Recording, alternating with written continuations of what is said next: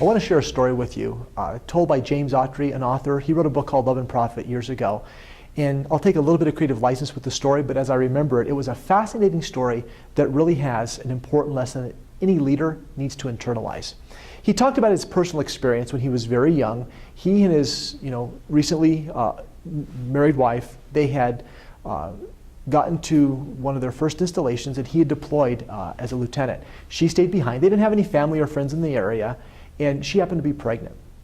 So as time went on by, he got the call that his wife was having some complications with the pregnancy, and he really felt the need to go home and be with her, given this was their first child. So he went to his commanding officer, and he asked his commanding officer, told him the story, and said, I'd really like to go home, be with my wife during the birth of our child. My wife's not feeling well, she's having complications, and I promise I'll come back, I'll start the deployment again, I'll do whatever I need to do to make sure I fulfill my obligation to the organization. And the colonel looked at the young lieutenant and said, son, you need to learn something. In this organization, nobody gets special treatment. You stay. Well, needless to say, it really upset him. It turns out everything was okay. His wife had their first child. Everything turned out fine. He came back home. But that story stuck with him. And in his development as a leader over the next several decades, he constantly reflected on this moment.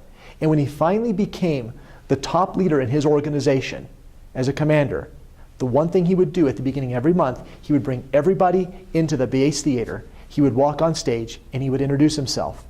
Hi, I'm the commander. And I want everybody to understand one thing here. At this base, everybody gets special treatment.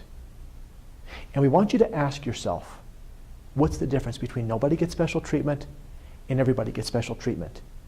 And as a leader, how will you punctuate that to the people who look to you for leadership?